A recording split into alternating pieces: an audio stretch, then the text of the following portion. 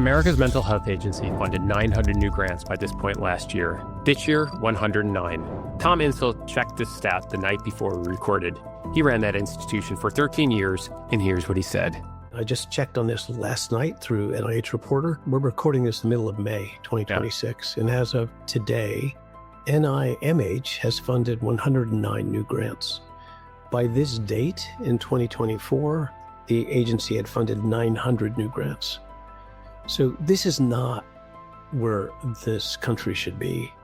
Just finished up a wonderful conversation with Dr. Tom Insel. Dr. Insel is most famous as the former director of the National Institute of Mental Health, which he ran for 13 years. But he's a wonderful polymath, a basic scientist who did important neurobiology research in the 90s. He's become an entrepreneur over the course of the last decade or so, work at Google and Verily, and then 5 different startups, very much focused on outcomes. Broad-ranging conversation that I really enjoyed about all the lessons along the way, and love that he remains insatiably curious and still pushing to make the world a healthier and happier place.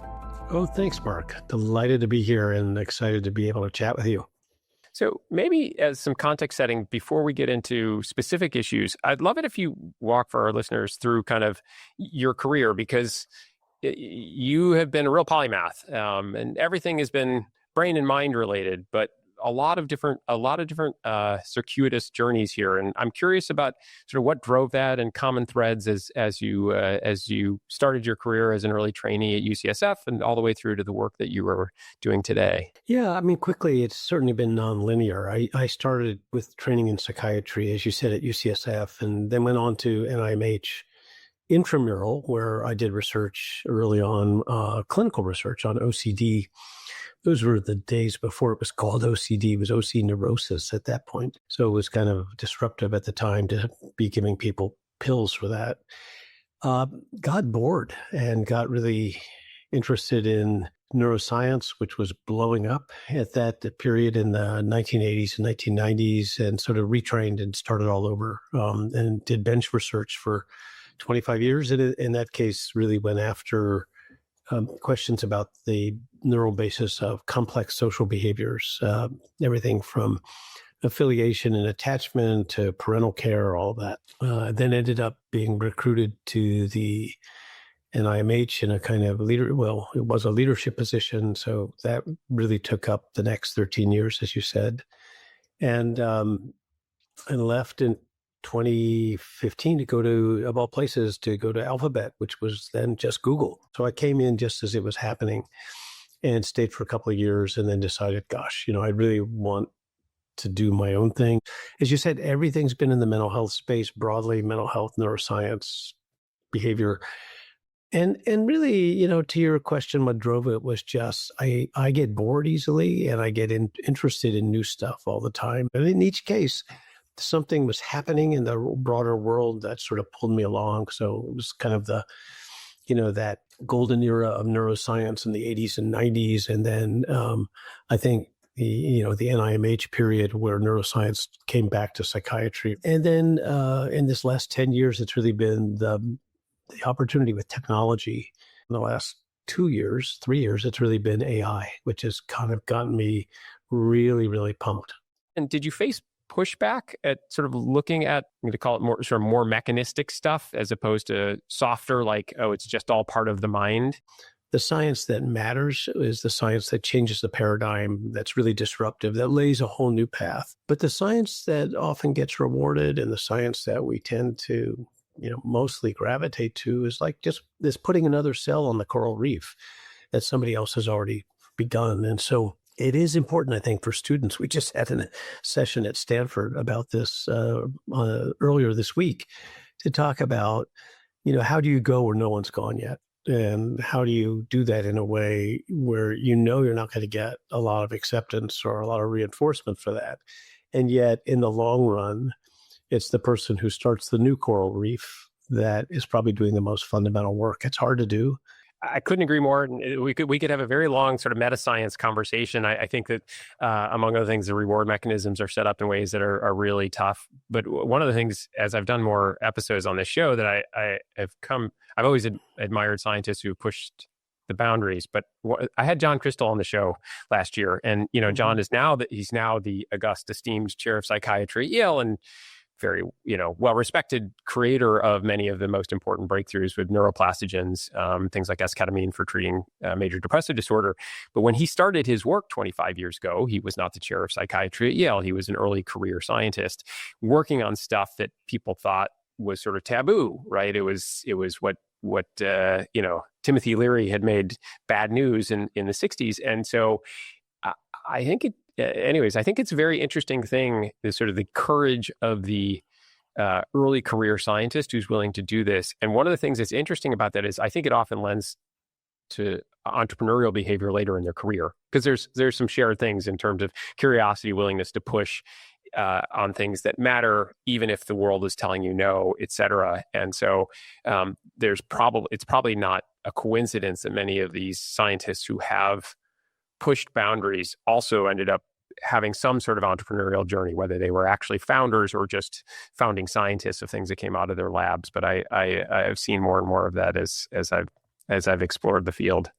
Yeah, I think that's a good observation. Some of it has to do with just willingness to take risks and say, okay, I know this isn't the safe path, but it's the thing I'm really passionate about, so I'm gonna do it. In my case, it meant that I lost my job. I got fired for doing this kind of work because it was just considered literally taboo, and it was an honest disagreement. A new scientific director who said, "We just don't think that's what NIMH should be doing. The kind of work you're doing, it's not." So fascinating. I'm trying to understand this. So the politics from that to being the national director of the NIMH, presumably among other things, a change in the administration. But so how did that happen, and what was the mandate when you came on?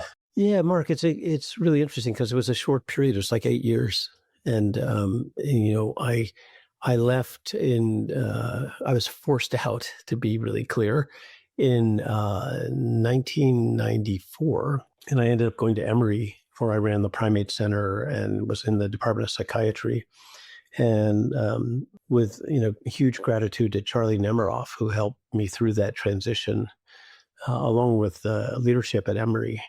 And the deal was I could continue that research line, and in fact, it just accelerated enormously during those 8 years. So that really was the best thing I could have done for my career in science.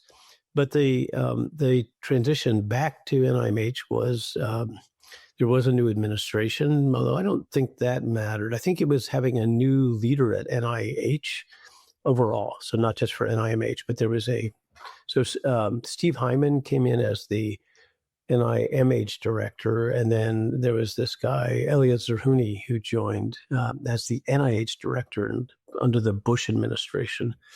And he really felt, he was a radiologist from Hopkins, and he felt that he was close to Saul Snyder, and he felt deeply that the future of NIMH should be linked to neuroscience and not so much to sort of traditional psychiatry. So he went out hunting for someone who was, technically a psychiatrist, which I was. I'd at least been board certified and trained, but I hadn't had any connection to the discipline for 20 years at that point. I didn't go to the meetings. I didn't read the journals. You're an interesting combo there, right? So you're a brain scientist who's also a psychiatrist. So maybe there's not like full organ rejection, as it were. Yeah, I think that was kind of it. I mean, they could sell me as somebody who, belonged to the club, at least at some point, although I'd gotten so far away, I didn't, I really didn't have any connection to the guild of psychiatry.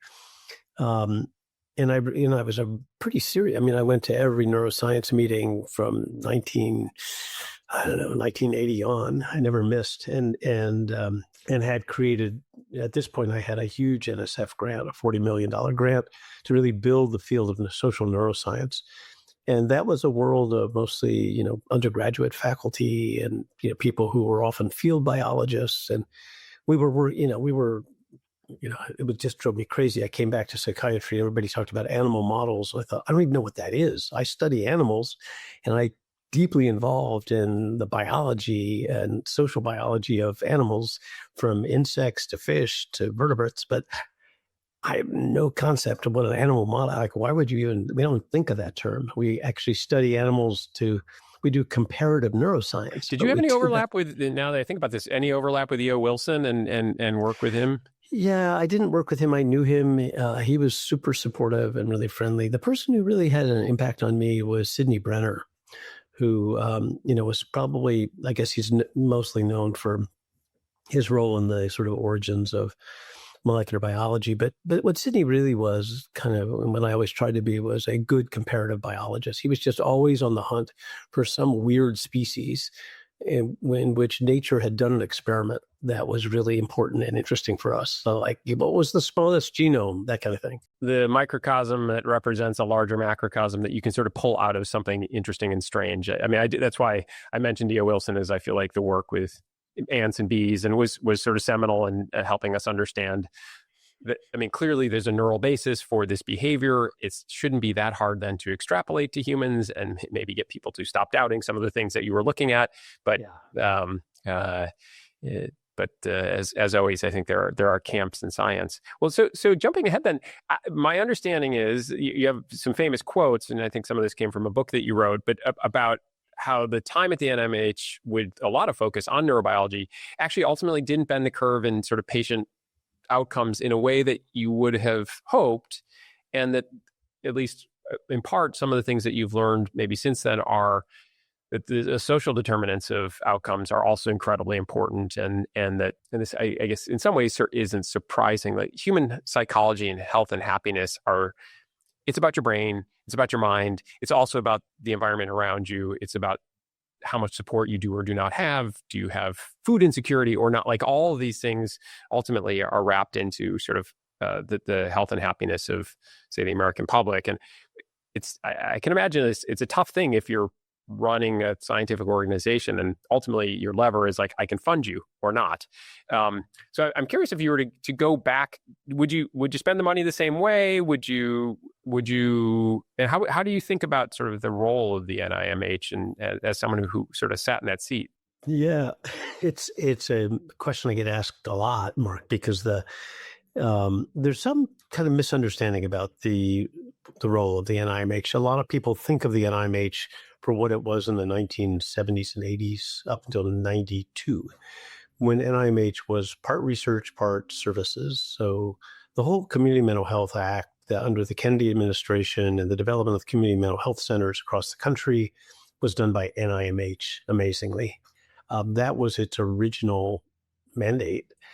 In 92, the institute split, and everything related to services moved to SAMHSA, and everything that was really fundamental research and even clinical research stayed with NIMH.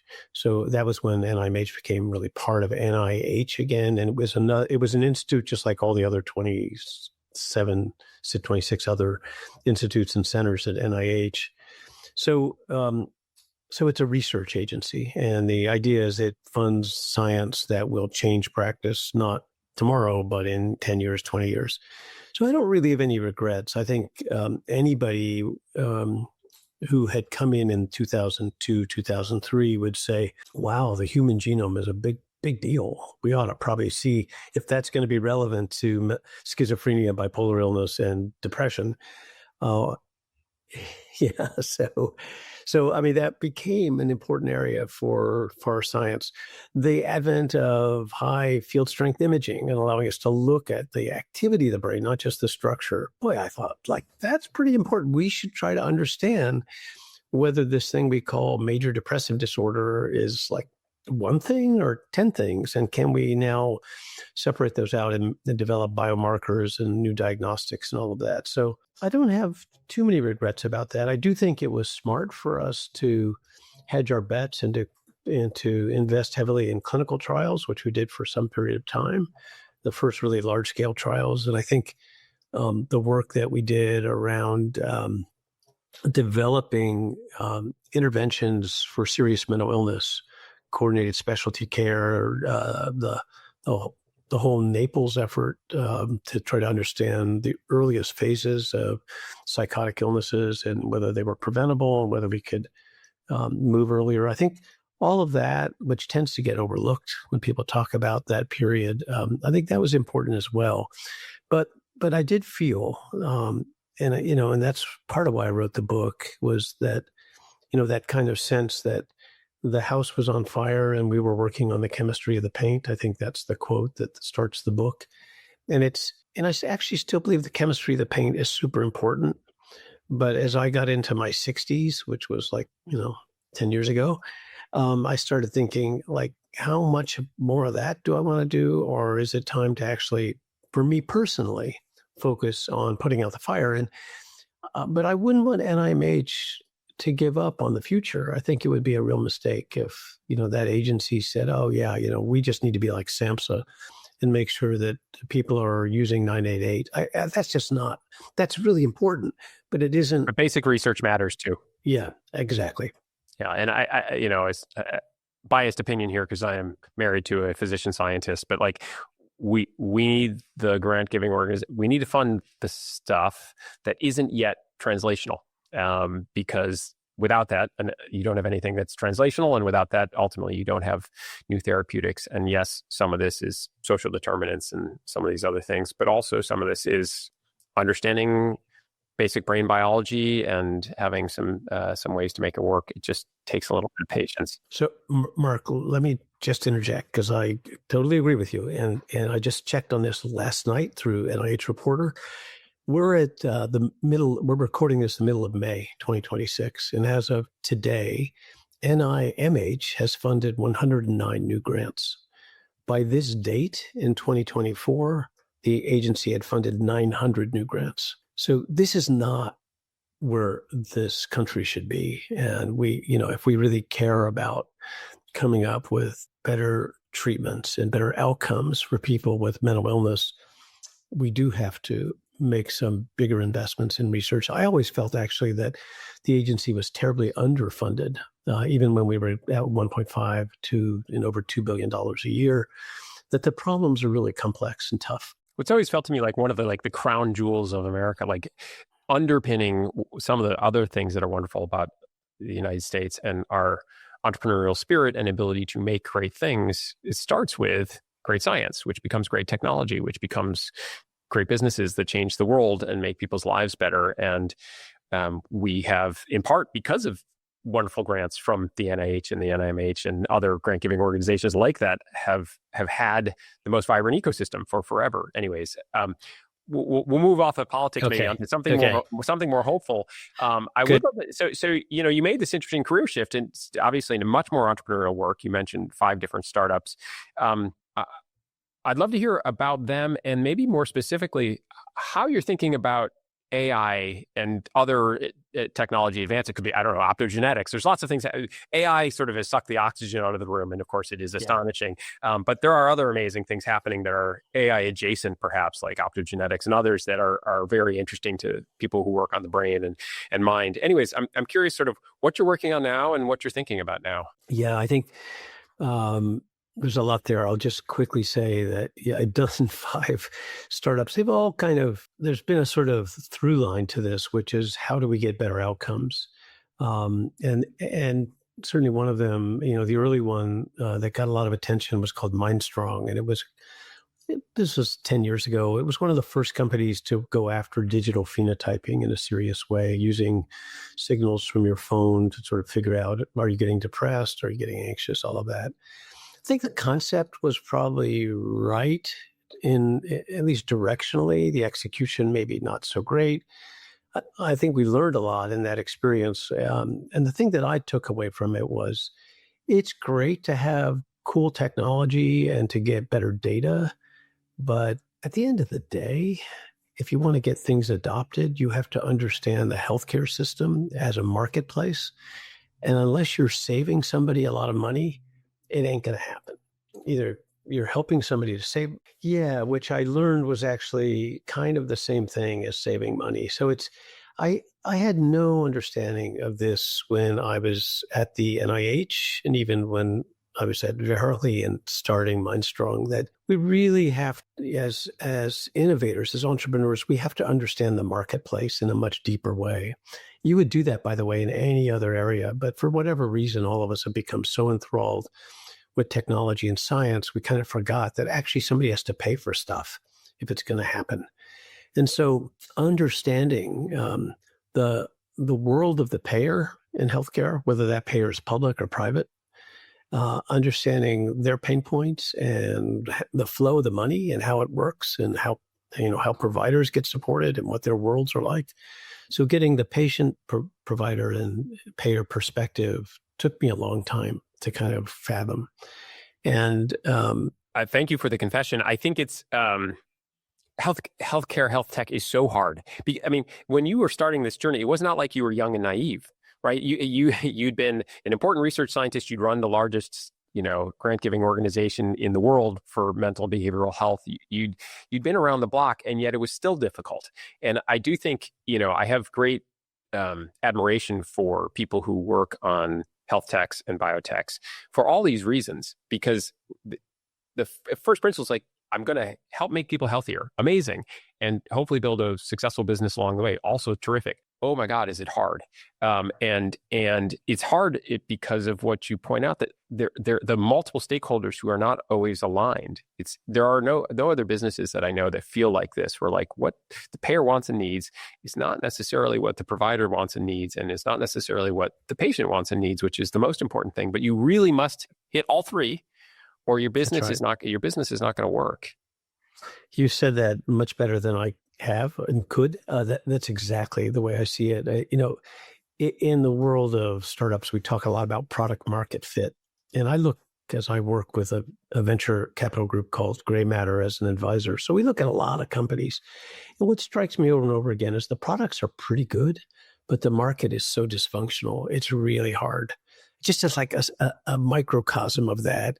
You're a startup and you're working on a kind of month-to-month basis with, probably a pretty short runway in which to actually move the company forward. When you start talking to payers, their idea is, well, maybe we could do a pilot in a year for 9 months. And then depending on that pilot, we could have a conversation about whether you actually would come on board as a partner, where we would put you in lots of different provider clinics a year or two after that. And so they're working on a multi-year. It makes it very timeline. difficult, among other things, now that I put my investor hat on here for a second. It makes it very difficult to fund these businesses too, because Totally. Even if everything works, the timelines, ultimately, like this, it's an ROI business. It's like, okay, great. 9 years in, the business is finally clicking. That's right. So even if it's really clicking, you do an IRR and it's like, it's okay. It's tough. Yeah. A big piece of what I've been doing in the last two companies is moving from fee for service kind of paradigm to a value-based paradigm, which is, I think everybody agrees is kind of what you want. But again, if you're doing value-based payments, you're waiting 18 months to see your first nickel, right? Your first return on that investment. And that's really tough if you've got no revenue for 18 months and you're a startup. So companies I'm really excited about now, the last two that I've done, one is called Vanna Health, which is in the serious mental illness space. And it's basically an outgrowth of the book that I wrote called Healing. And it's trying to essentially develop a payment model for all the things that today we know are critical for recovery, but they're not paid for. So coaches, clubhouses, psychosocial rehabilitation, all this stuff that we know, like, supported employment, supportive housing, stuff that really does matter if you have schizophrenia and you want to get back to work and you want to recover. We know people will recover if they're given great care. And if that care is sustained and it really focuses on rehabilitation, not just medication and, the acute needs, but nobody pays for it. And so it never gets done. So we have refactored that in a way to convince payers who cover Medicaid that it's actually in their best interest. They will save money if they provide rehabilitative services, which are not expensive, and they bring down their total cost of care. And it turns out we have brought that total cost of care down a lot, by at least 35, 40% in several different cities. So it's That's Vanna Health. And it's been, it's really, as you were saying, Mark, it's taken a few years, but after 4 years, it's really taken off. And it's cool to see. First of all, it must be incredibly gratifying because this is really important work. And for folks struggling with schizophrenia or getting back on their feet, I think it must be transformative. And congratulations on sort of getting through that 2, 3, 4 year period. Because first, you have to make the product. You have to get somebody to pilot it. Then you have to develop the data, probably publish the data. And then and only then does it become possible, really, I think, generally to have conversations with payers about this. And, most of the successes I've seen in the field, that often there's sort of a hack to drive revenue in the short run while they're trying to get through to this sort of larger vision. When I was at Guardant Health, the fact that there were existing CPT codes for genomic testing for tissue that we could use and repurpose for liquid biopsy meant that we could generate tens and even hundreds of millions of dollars in revenue to pay for what we really wanted to do, which was develop the technology to do early detection of cancer. And so it was, in its own, it's funny to call it a hack because it actually helped hundreds of thousands of people. So I don't mean to diminish the importance of molecular characterization of tumors, but it was like, that was the way from here to there. And the unfortunate thing, I think for a lot of these businesses, sounds like for you as well, like the first couple of years, you're just like burning venture money. And it's all about like, can I get somebody to believe my story that I'm going to get there?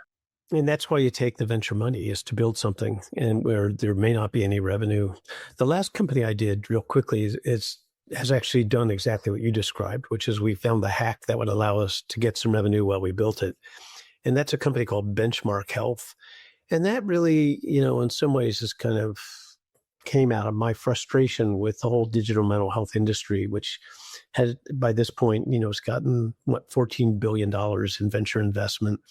Probably 400 companies have been launched really hard and Jiminy may be the exception, but for the most part, it's hard to show any real impact on public health needs. And, if you look at the numbers, it's actually pretty disheartening to realize that even with all this venture investment, all this innovation, all these great products, actually, we haven't moved the needle again at all.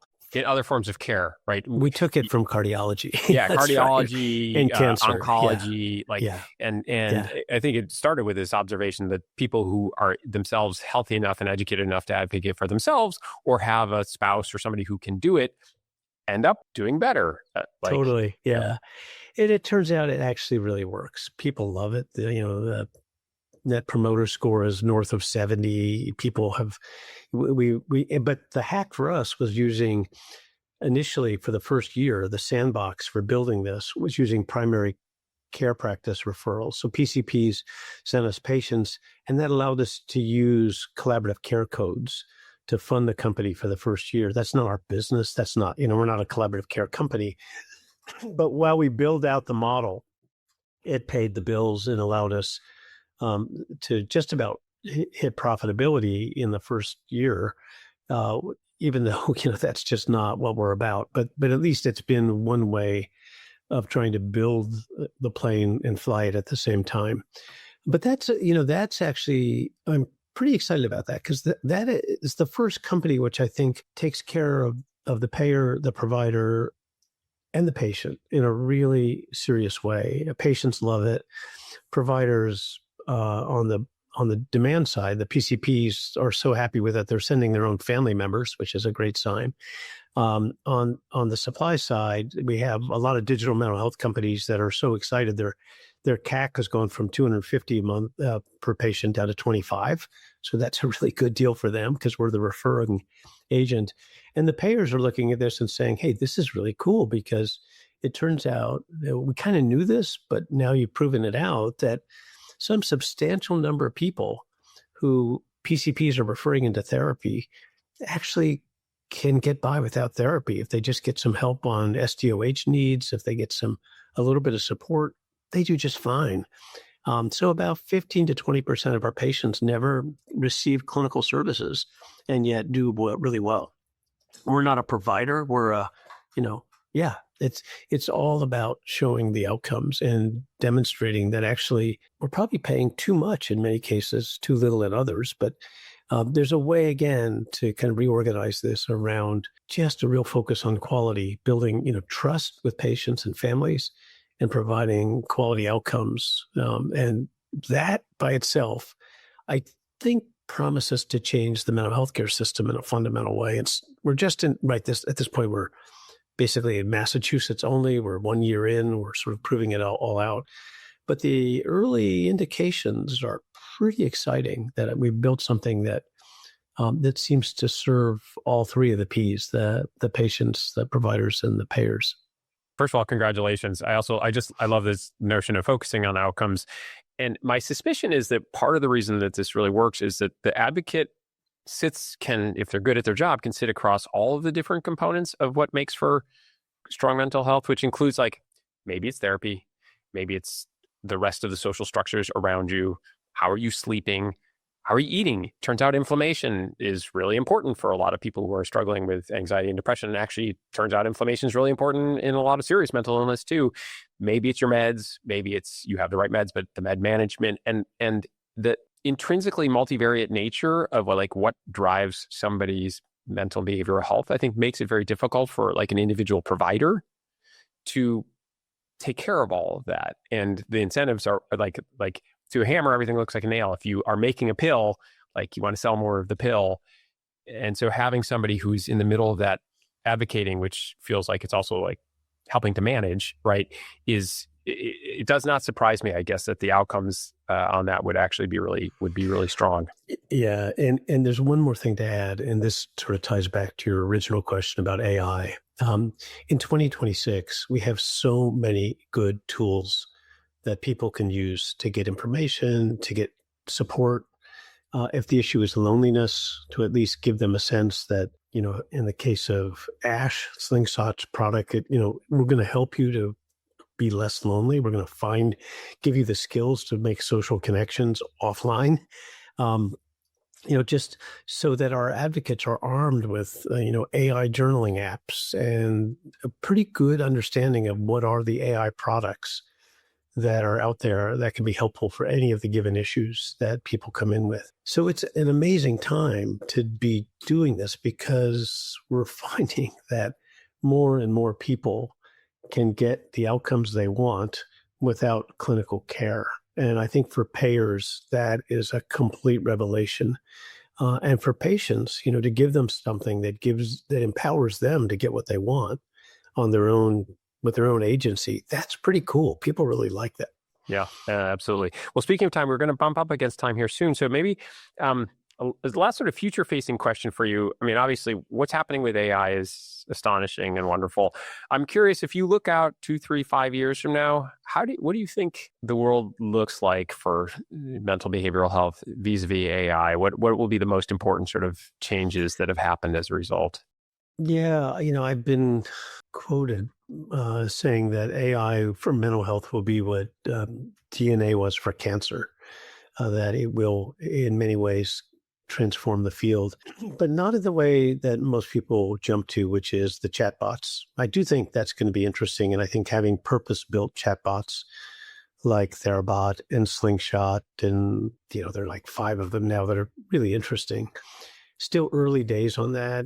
A little hard to see adoption when it's up against ChatGPT and others, but I think we're learning a lot there. So there's something there. But the more important thing to me is the effect this has in other areas of care. So the one I often jump to is to think about what diagnostics will look like going forward.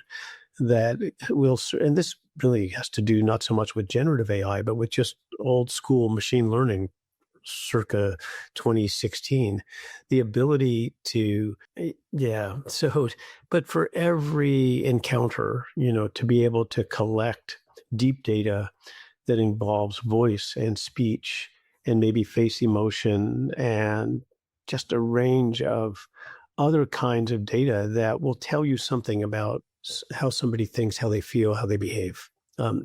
Being able to track sleep, being able to track behavior broadly through wearables. I mean, I think that will, for a field that has not had objective data to help with diagnostics or even to help with outcomes, it will transform the field. It'll give us measurement-based care for sure. And that should happen yesterday, right? And it will give us, Well, and so the DNA to cancer analogy actually is spot on. I mean, understanding the genomic nature of cancer allowed us to develop better therapeutics. It started with the diagnostics. If your non-small cell lung cancer is EGFR driven, we treat it very differently than if it's not. And today, the era of personalized psychiatry and psychology is promised, but not really yet here. And I agree with you that AI will have a lot to do with actually making that happen. So, Mark, just to put a pin in this, because, in a sense, we have thought that personalized psychiatry would come from high field strength fMRI, or maybe some, genomic finding. I'm putting my bets now on using AI to just define emotion, cognition, behavior in a much more objective, holistic, ecological sense, not just because this is what somebody looks like when they're sitting in front of me in my office, but this is the picture we have of them over the last week, everything from sleep to activity to homestay to all the stuff that gives us an understanding of somebody's world. That, I think, is that's where the DNA for cancer analogy really plays out. What's so interesting is because, I have a broad role, not only at Jiminy, but also sitting here at South Park Commons, where we see, we have companies that are able to look at sort of the digital detritus of your life, not just, and they're not looking at your camera. You don't have a therapeutic relationship with them. They're just, there's just the digital detritus, and they can tell you so much. It's actually sort of terrifying how much they can tell you about what's happening with you. And if you were to take the positive view of that, so not just the digital detritus, but like I have my ring and my watch and my camera that is facing me, and you can hear, everybody's running granola all day long. You get to hear my voice. If you were to tie that into good, sophisticated models that are there to help you understand how you're doing, and ultimately maybe include intervention, like put down the phone at 9:00, stop doom scrolling, go to bed. There's some obvious stuff. Anyways, I agree with you. I think we will push into a world of very interesting new diagnostics, and it doesn't require the biomarkers don't need to be sophisticated for the diagnosis to be sophisticated, I guess, is one way I think about that. They don't even need to be bio. They could be cognitive or behavioral. And that's, we don't have the language for this yet, but I think this is the next thing that will happen. This, in being able to use scribes to capture the interview and to personalize it. What's so interesting about that is a lot of resistance to AI. No, people do not resist scribes. Every single care provider on earth is like, this is the best thing that's happened to me since, I went to medical school or did my studies. Yeah. I think that's been one of the things that's wonderful, because it takes a burden off of the provider, but also there's so much signal in there.